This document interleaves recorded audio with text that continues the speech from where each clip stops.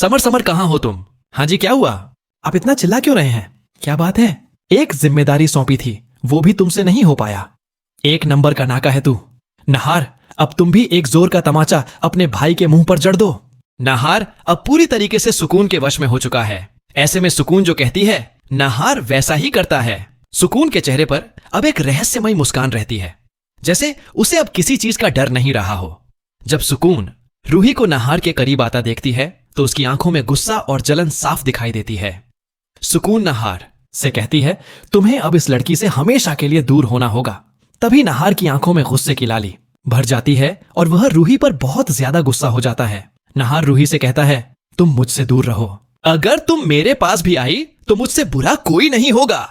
यह सुनकर रूही बहुत ज्यादा घबरा जाती है और वह समझ नहीं पाती आखिर नहार जी को क्या हो गया है। उसका दिल डर से कांप उठता है। नहार रूही का हाथ पकड़ कर उसे कमरे से बाहर निकाल देता है और दरवाजा जोर से बंद कर देता है। दादी जो बाहर खड़ी होती है यह सब देख लेती है और मन ही मन बहुत ज्यादा खुश हो जाती है। दादी मुस्कुराकर कहती हैं, सुकून के आने के बाद से नहार तो जैसे बदल ही गया है। मेरे लिए तो यह अच्छा ही है, अब नहार रूही से दूर रहेगा। लेकिन उसी वक्त सोनी समर से कहती है, आज जो भी इस घर में हो रहा है वह सब इस रूही की वजह से हो रहा है। जूही तुम्हारी बहन की वजह से आज नहार ने समर पर हाथ उठाया है। अगर आज के बाद तुम रूही के पास भी गई तो मुझसे बुरा कोई नहीं होगा।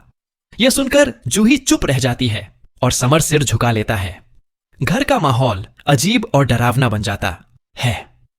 ऐसे में रूही भगवान से प्रार्थना करती है और कहती है, खाटू श्याम जी, अब आपको ही मेरी मदद करनी होगी।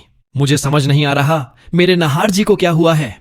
वह पहले जैसे नहीं रहे, उनके अंदर कुछ बदल गया है और मुझे लगता है इसके पीछे सुकून का ही हाथ है। रूही के आंसू बहने लगते हैं, लेकिन तभी सुकून नहार के कमरे में चली जाती है और नहार के करीब आने की कोशिश करती है। नहार की आंखें आधी खुली होती हैं और वह सुकून को देखकर कुछ कहने की कोशिश करता है, लेकिन सुकून अपनी धीमी आवाज में कहती है, कुछ मत कहो, बस मेरी आंखों में देखो। नहार मेरी बात सुनो, तुम सिर्फ मेरे हो। नहार एकदम से शांत हो जाता है।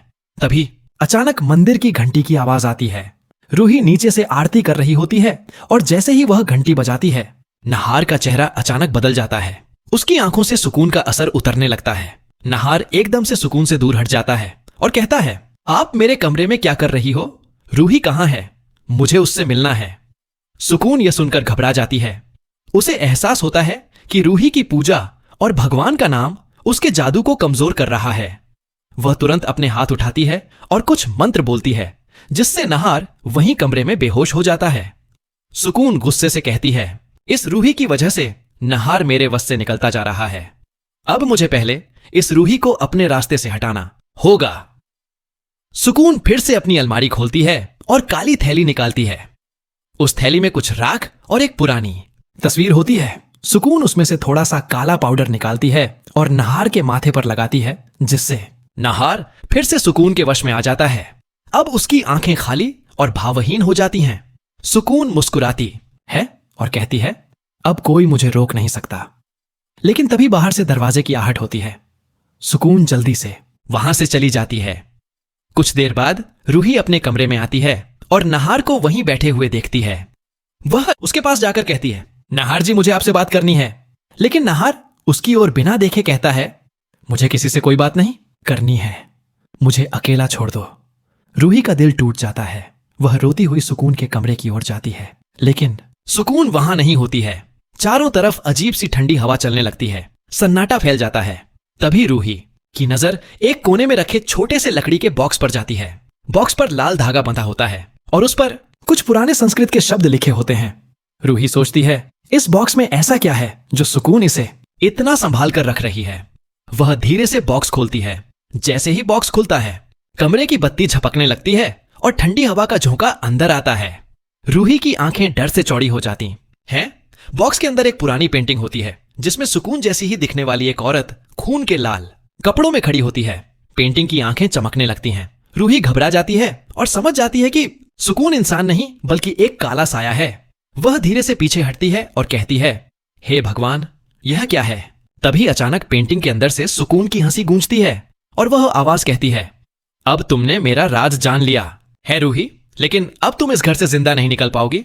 तभी कमरे का दरवाजा अपने आप बंद हो जाता है और बत्ती बुझ जाती है अंधेरे में। सिर्फ पेंटिंग की आंखें चमक रही होती हैं। रूही चीखती है पर उसकी आवाज कोई नहीं सुन पाता और उसी वक्त बाहर मंदिर की घंटी अपने आप बजने लगती है, जिससे पूरा घर कांप उठता है।